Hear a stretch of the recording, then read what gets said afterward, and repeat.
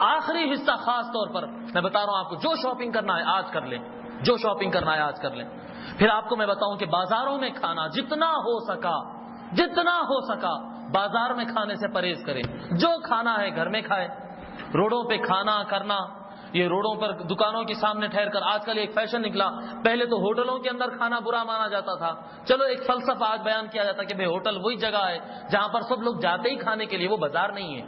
بعض لوگ ایسا بتاتے ہیں، بعض علماء اس کی وضاحت یوں کرتے ہیں کہ بھئی ہوٹل تو بازار نہیں ہے۔ اگر ہوٹل پیک ہو کہ آپ اندر چلے جائیں، وہاں پر دوسرے دکان نظر نہیں آتے، روڈ پہ چلنے والے آپ کو نہیں، کھلی ہوئی ہوٹل نہیں ہے، تو یہ روڈ پر کھانے کے حکم میں نہیں آتا، یہ کھانے کے مقام پہ آپ کھا رہے ہو، چلو ٹھیک ہے بند ہوٹل میں اگر آپ اندر کھا لے رہے ہیں تو۔ لیکن آج کل کا تو فیشن الگ نکلا نا، ٹھہرے ٹھہرے بس وہ حلیم سپلائی ہو رہی روڈوں کے اوپر، اور ہزاروں مسلمان روڈ پر ٹھہر کر ایک ساتھ کھا رہے ہیں، پولیس ہارن بجا رہی ہے، ٹریفک جام ہو رہی ہے، جیسے رات 12 1 2 بجتے وہاں پر گزری، سوائے کچرا کنڈی کوڑا اور مکھیاں اور مچھر کے سوا کچھ نظر نہیں آتا، ساری روڈ ستیاناش کر دیا۔ آپ جا کر دیکھیں پستہ ہاؤس کے سامنے، نایاب کے سامنے، شاداب کے سامنے، شاغوت کے سامنے، مجھے ہوٹلوں کے نام ابھی معلوم نہیں، جو ہوٹل کے سامنے آپ جا کر دیکھیں کیا کچرا کنڈی بنا کر رکھے۔ یہ رحمتوں کا مہینہ ہے، یہ صفائی کا مہینہ ہے؟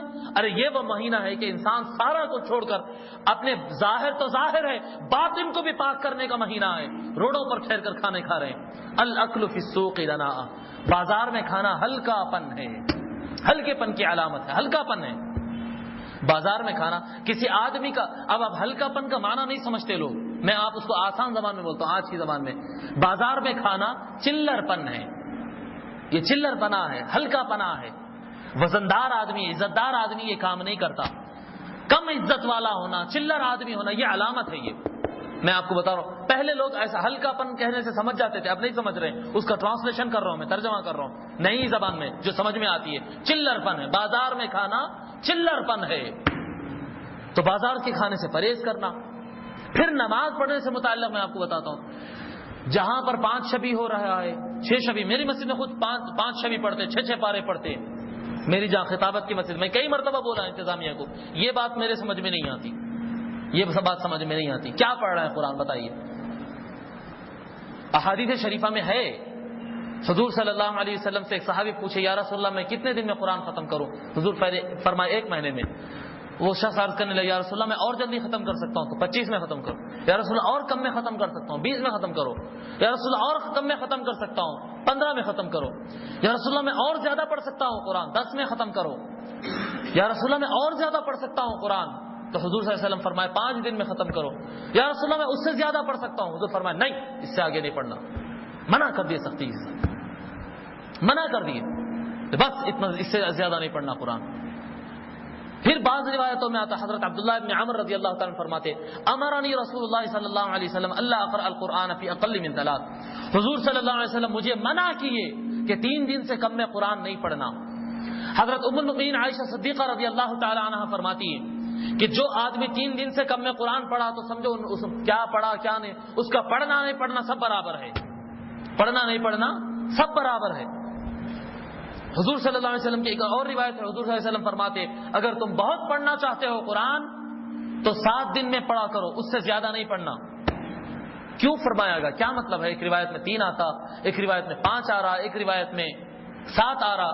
پھر آپ کو تو وہ بات یاد ہوگی کہ حضرت خواجہ غریب نواز خواجہ معین الدین چشتی رضی اللہ تعالیٰ روزانہ دن میں 1 قرآن اور رات میں 1 قرآن پڑھتے تھے، روزانہ 2 قرآن پڑھتے تھے، ڈیلی 2 قرآن پڑھتے تھے۔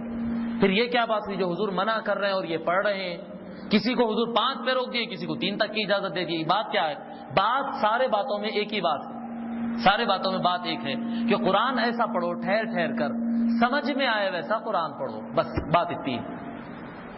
اگر آپ کے پاس بہت زیادہ وقت ہے، میں آپ کو بتاؤں سکون سے اگر قرآن پڑھتے ہیں آپ، اطمینان کی تلاوت اگر کرتے ہیں آپ، تو 10 گھنٹے 11 گھنٹے مسلسل اگر پڑھے تو یہ قرآن ختم ہو جاتا۔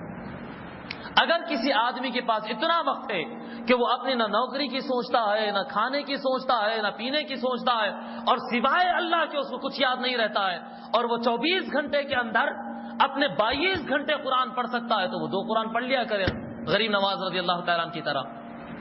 اور اگر کوئی ایسا نہیں کر سکتا ہے تو پھر حضور صلی اللہ علیہ وسلم یہ جو قرآن ہم پڑھ رہے ہیں نا، یہ قرآن پڑھنے سے ہم کو منع فرمائے، بس پڑھے ان الذين امنوا وعملوا الصالحات كانت لهم جنات الخلد نزلا خالدين فيها لا يبغون عنها خلوا كان البحر مدادا لكلمات ربي پڑھ رہے نا ایسا میں پڑھ رہا ہوں، حقیقت میں پڑھ رہا ہوں میں.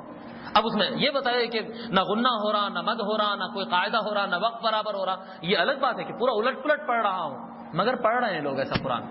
کتنے جگہ ایسا ہوا کہ میں خود قرآن اپنا تراویح سنا دینے کے بعد، تراویح میں قرآن پڑھ دینے کے بعد وطر وغیرہ ہو گئی، کہیں شبینہ ہو رہا، جاتے جاتے کالے پتھر پہ ہوا، خلوت میں ہوا، ورنگل میں ہوا، کئی مقامات پہ ایسے بڑے بڑے نامور حفاظ کی میں بات کر رہا ہوں. میں شہر نئے نئے بچوں کی بات نہیں کر رہا ہوں، شہر میں نام رکھنے والے جن کے پوسٹر پہ نام بڑے بڑے چھپے، جن کے نام پر لوگ سبوں کی تعداد میں جمع ہوتے ہیں، ان کا قرآن میں مسجد کے باہر ٹھہر کر، بسا اوقات میں مسجد کے اندر ٹھہر کر، کئی مرتبہ ان کے پیچھے رکعت بن کے ٹھہرا اور پورا کانسنٹریٹ لگایا، حافظ ہوتے ہوئے پورا کانسنٹریٹ، پوری توجہ لگایا. اتنا سمجھ لوں کہ انہوں پڑھ رہے ہیں کہاں پڑھ رہے ہیں سمجھ میں نہیں آیا. کیا قرآن پڑھ رہے ہیں میرے بھائی؟ کیوں پڑھ رہے ہیں شبینے؟ اللہ کو پسند ہے بھائی، کیوں کر رہے ہیں عبادت؟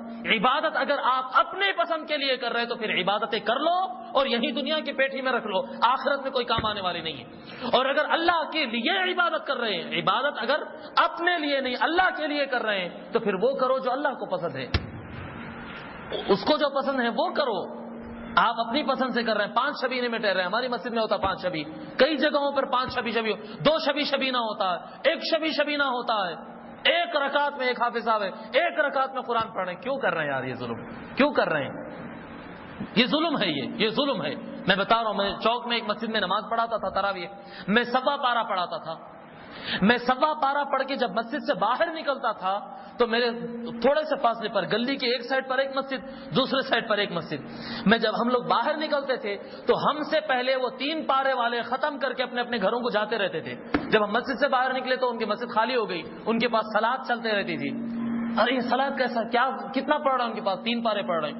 میں 1.25 پارہ پڑھا، میرے سے پہلے 3 پارے والے باہر نکل گئے. ارے اللہ کا خوف کھاؤ. کیا بزنس ہے یہ کہ سی ڈی ہے پاس میں گھما دیا، 2 گھنٹے کا بیان 5 منٹ کے اندر رائٹ کر کے نکال دیے؟ سی ڈی ہے یہ؟ کیسٹ ہے فارورڈ کر کے نکال دیا؟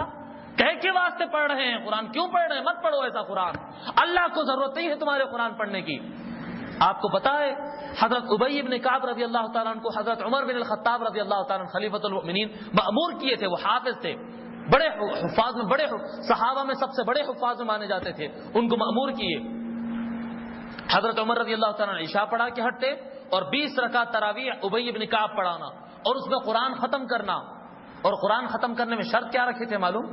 امیر المؤمنین کا آرڈر سنا رہا ہوں میں، صحابہ کرام کی نماز سنا رہا ہوں میں آپ کو. کیا آرڈر تھا معلوم؟